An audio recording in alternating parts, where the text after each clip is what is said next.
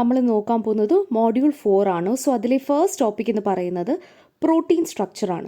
So protein എന്ന് പറഞ്ഞു കഴിഞ്ഞാൽ നമ്മൾക്കറിയാം, നമ്മളുടെ ഈ ഒരു ബയോ ഇൻഫർമാറ്റിക്സിൽ നമ്മൾ പഠിച്ചതിൽ വെച്ചിട്ട് വളരെ ഇമ്പോർട്ടൻസ് കൊടുത്ത് നമ്മൾ പഠിച്ചൊരു ടോപ്പിക്കാണ് പ്രോട്ടീൻ എന്ന് പറയുന്നത്. അത് one of the most essential macro മോളിക്യൂളാണ്. അത് കുറേ ബയോളജിക്കലും കെമിക്കൽ ഫങ്ഷൻസും ഒരു സെല്ലിൽ പെർഫോം ചെയ്യുന്ന ഒരു മാക്രോ മോളിക്യൂളിനാണ് നമ്മൾ പ്രോട്ടീൻ എന്ന് പറയുന്നത്.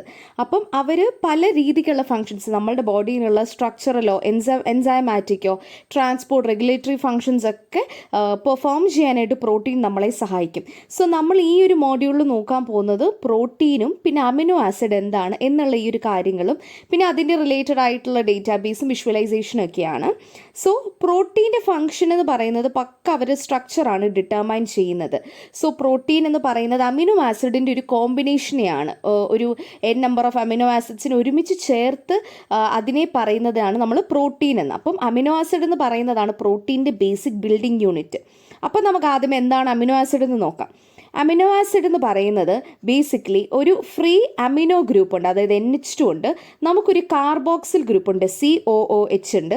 ഇവരെ രണ്ടുപേരെയും ഞാനൊരു സെൻട്രൽ ആറ്റം C ആൽഫയിലോട്ട് ഞാൻ അറ്റാച്ച് ചെയ്യുവാണ്. അതിൻ്റെ കൂട്ടത്തിൽ എനിക്കൊരു സൈഡ് ചെയിൻ ഗ്രൂപ്പ് ഉണ്ട്, ദാറ്റ് ഇസ് R. ഈ ഒരു R എന്താണോ, ഈ ഒരു R സൈഡ് ചെയിൻ എന്താണോ അതിനനുസരിച്ചായിരിക്കും ഈ ഒരു അമിനോ ആസിഡ്സിൻ്റെ പ്രോപ്പർട്ടീസ് ഒക്കെ വരുന്നത്.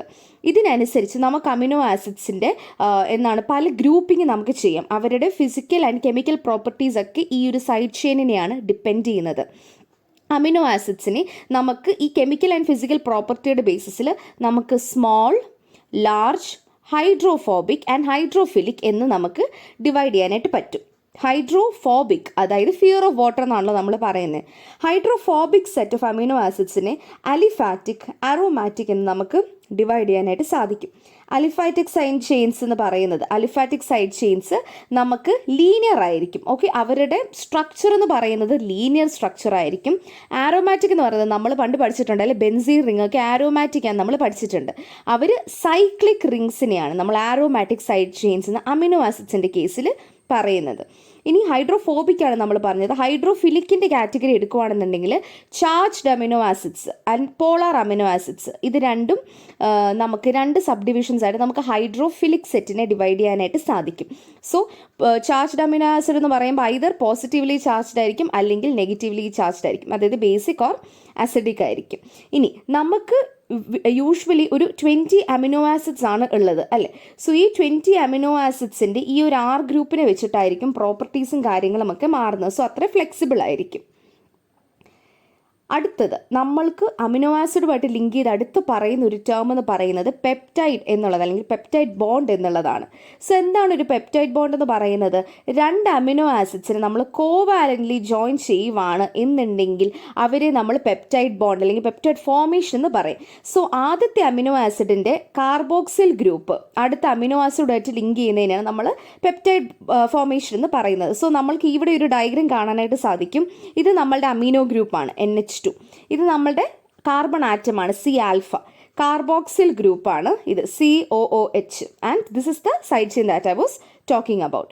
ഇനി രണ്ടെണ്ണവും തമ്മിൽ നമുക്ക് ഒരു കണ്ടൻസേഷൻ റിയാക്ഷൻ നടക്കുമ്പോഴത്തേനും വാട്ടർ എന്നുള്ള എലമെൻറ്റ് ഇവിടെ റിമൂവ് ആവുകയാണ് ചെയ്യുന്നത്. അങ്ങനെ രണ്ട് മോളിക്യൂൾസിൽ നിന്നും ഇവിടെ കണ്ട ഫസ്റ്റ് അമിനോ ആസിഡും സെക്കൻഡ് അമിനോ ആസിഡിൽ നിന്നും ഞാൻ വെള്ളം റിമൂവ് ചെയ്ത് കഴിഞ്ഞ് എനിക്ക് കിട്ടുന്ന റിസൾട്ടൻറ്റ് പ്രൊഡക്റ്റ് എന്ന് പറയുന്നതിന് ഞാൻ ഡൈപെപ്റ്റൈഡ് എന്നും ആ ബോണ്ട് അവർ തമ്മിൽ എസ്റ്റാബ്ലിഷ് ചെയ്ത ബോണ്ടിനെ പെപ്റ്റൈഡ് ബോണ്ട് എന്നും ഞാൻ വിശേഷിപ്പിക്കും. ഇനിയിപ്പം നമ്മൾക്ക് ഈ ഒരു അമിനോ ആസിഡ്സിൻ്റെ ഒരു ചെയിൻ, ആ ഒരു chain more than 50 amino acids ആണെന്നുണ്ടെങ്കിൽ, ഇപ്പോൾ ഇത് കണ്ടു ഇവിടെ നമ്മൾ രണ്ട് അമിനോ ആസിഡ്സിനെ ലിങ്ക് ചെയ്താണ് നമ്മളിവിടെ ഈ ഒരു പെപ്റ്റൈഡ് ബോണ്ട് ക്രിയേറ്റ് ചെയ്തത്, ഈ ഒരു ടെർമിനൽ ഇവിടെ ക്രിയേറ്റ് ചെയ്തത്. ഇനി ഇതിനെ ഇതുപോലെ തന്നെ നമ്മൾ 50 അമിനോ ആസിഡ്സിനെ എടുത്ത് ഇതുപോലെ കണ്ടൻസേഷൻ പ്രോസസ്സ് വഴി ചെയ്യുകയോ അല്ലെങ്കിൽ നമ്മൾ ജോയിൻ ചെയ്യുകയോ ചെയ്തെന്നുണ്ടെങ്കിൽ അവരെ നമ്മൾ പോളിപെപ്റ്റൈഡ് എന്ന് വിശേഷിക്കും. അപ്പം ഈ ഒരു പ്രോട്ടീൻ എന്ന് പറയുന്നതും പോളിപെപ്റ്റൈഡ് തന്നെയാണ്. ഇപ്പം പ്രോട്ടീൻ്റെ ഒരു സാധാരണ പോളിപെപ്റ്റൈഡിൽ നിന്നുമുള്ള ഡിഫറൻസ് എന്താണെന്ന് വെച്ച് കഴിഞ്ഞാൽ പ്രോട്ടീൻ ഒരു വെൽ ഡിഫൈൻഡ് 3 ഡൈമെൻഷണൽ അറേഞ്ച്മെൻറ്റ് കാണും. അപ്പം ഈ ഒരു പോളിമറിനെ ലെസ് ദാൻ 50 ആണെന്നുണ്ടെങ്കിൽ അവരെ നമ്മൾ പെപ്റ്റൈഡ് എന്ന് മാത്രമേ വിശേഷിപ്പിക്കാറുള്ളൂ. അവർക്കൊരു 3 ഡൈമെൻഷണൽ സ്ട്രക്ചർ ഉണ്ടാവാൻ സാധ്യതകൾ ഇല്ല. ഈ ഒരു പ്രോട്ടീൻ്റെ കാര്യം പറയുമ്പോഴത്തേനും നമുക്ക് അതുപോലെ ഇമ്പോർട്ടൻ്റ് ആയിട്ടുള്ള ഒരു ടോപ്പിക്കാണ് ഡൈഹെഡ്രൽ ആംഗിൾ എന്ന് പറയുന്നത്. അതായത് നമ്മളിപ്പം നേരത്തെ എന്താണ് പറഞ്ഞത്, നമ്മളൊരു പെപ്റ്റൈഡ് ബോണ്ട് ഫോം ചെയ്യുന്നത് എങ്ങനെയാണെന്നാണ് പറഞ്ഞത്. നമ്മൾ രണ്ട് അമിനോ ആസിഡ്സിൻ്റെയും കാർബോക്സിൽ ഗ്രൂപ്പുകൾ തമ്മിൽ അറ്റാച്ച് ചെയ്യുവാണെന്നാണ് പറഞ്ഞത്. എന്ത് ബോണ്ടിങ് ആണ് അവിടെ നടക്കുന്നത്? കോവാലന്റ് ബോണ്ടിങ് ആണ് അവിടെ നടക്കുന്നത് അല്ലേ. സോ ഷെയറിങ് ഓഫ് ഇലക്ട്രോൺസ് ആണ് അവിടെ നടക്കുന്നത്. സോ ഇവിടെ ഈ ഒരു ഡബിൾ ബോണ്ട് സ്ട്രക്ചർ കാരണം, അല്ലെങ്കിൽ ഈ ഒരു ബോണ്ടിങ് സ്ട്രക്ചർ കാരണം എന്താണ് സംഭവിക്കുന്നതെന്ന് വെച്ച് കഴിഞ്ഞാൽ, ഈ ഒരു പെപ്റ്റൈഡ് ബോണ്ടിനെ പ്ലെയിൻ, ഈ ഒരു എന്താണ് ആറ്റം, ഈ ഒരു ആറ്റമായിട്ട് റിലേറ്റ് ചെയ്ത് പെപ്റ്റൈഡ് ബോണ്ടുമായിട്ട് റിലേറ്റ് ചെയ്ത ആറ്റത്തിനെ ഒരു പ്ലെയിനിൽ തന്നെ കൺഫൈൻ ചെയ്യാനായിട്ട് ഇവിടെ ശ്രമിക്കും. അതായത് നമ്മൾക്ക് എന്താണ് പ്ലാനാർ കോൺഫിഗറേഷൻ അവിടെ കൊണ്ടുവരുത്തിക്കാനായിട്ട് ശ്രമിക്കും. സോ അതിനെ നമ്മൾ പെപ്റ്റൈഡ് പ്ലെയിൻ എന്ന് പറയും. അപ്പം ആ ഒരു പ്ലാനാർ സ്ട്രക്ചർ കാരണം ഈ ആറ്റത്തിൻ്റെ, അതായത് നമുക്കൊരു ആറ്റമുണ്ട്, നമ്മൾ ആ ആറ്റത്തിനെ നമ്മൾ എന്താണ് ചെയ്തത്, കോവാലന്റ് ബോണ്ടിങ് ചെയ്തു. അത് കഴിഞ്ഞ് ഈ ഒരു കോവാലന്റ് ബോണ്ടിങ് ചെയ്തത് കൊണ്ട് തന്നെ ഇവരൊരു പ്ലാനാർ സ്ട്രക്ചറിലോട്ട് കൺഫൈൻ ചെയ്യാനായിട്ട് നമുക്ക് സാധിക്കും. അതുകൊണ്ട് ആറ്റംസിൻ്റെ റൊട്ടേഷണൽ ഫ്രീഡം നമുക്കിവിടെ ലിമിറ്റഡ് ആവുകയാണ് ചെയ്യുന്നത്. അതായത് ഒരു ആറ്റത്തിന് റൊട്ടേറ്റ് ചെയ്യാനുള്ള ആ ഒരു ലിമിറ്റും സ്പേസ് ഇവിടെ ആ ഒരു എന്താണ് അത് കുറയുകയാണ് ചെയ്യുന്നത്.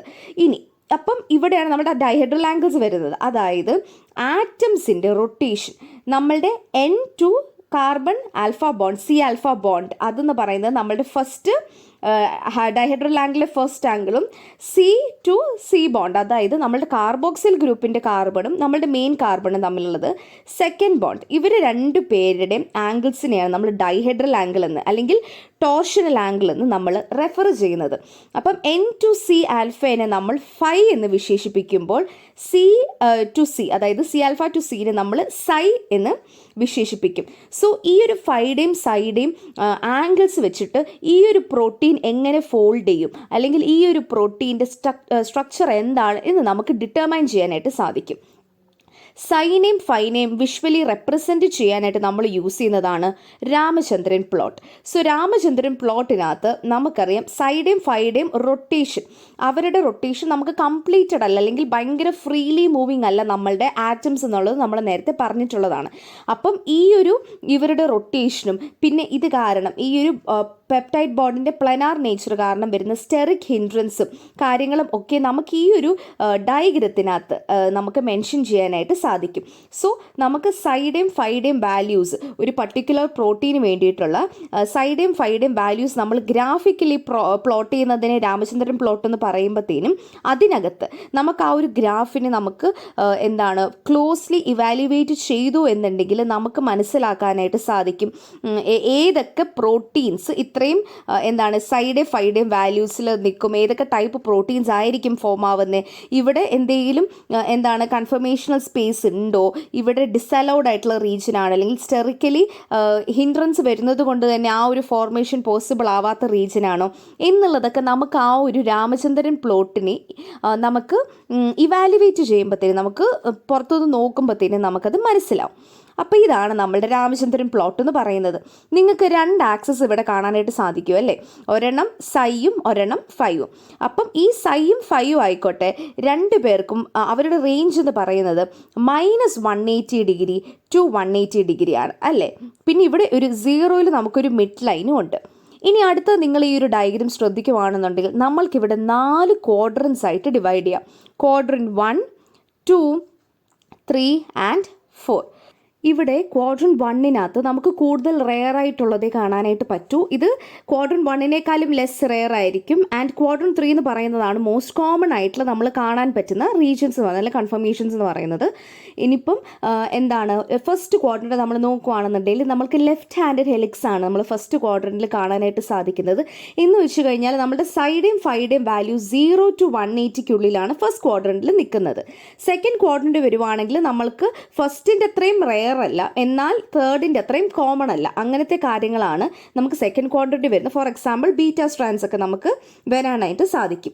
ഇനി തേർഡ് ക്വാഡ്രൻറ്റ് നോക്കി, തേർഡ് ക്വാഡ്രൻറ്റ് ആണ് മോസ്റ്റ് കോമൺ. അവിടെ റൈറ്റ് ഹാൻഡഡ് ഹെലിക്സ് ആണ് നമുക്ക് കാണാനായിട്ട് സാധിക്കുന്നത്. സോ ഇതൊരു കോമൺ ക്വാഡ്രൻ്റ് ആണ് വരുന്നത്. ഫോർത്ത് ക്വാഡ്രൻ്റ് നിങ്ങൾ നോക്കുവാണെന്നുണ്ടെങ്കിൽ അതിനെ നമ്മൾ ഡിസലൗഡ് റീജിയൻ എന്ന് പറയും. അതായത് നമ്മൾ നേരത്തെ പറഞ്ഞ പോലെ തന്നെ ഈ ഒരു സ്റ്റെറിക്കലി അലൗഡ് ആൻഡ് ഡിസലൗഡ് എന്നുള്ളതാണ് നമ്മളിവിടെ ഉദ്ദേശിക്കുന്നത്.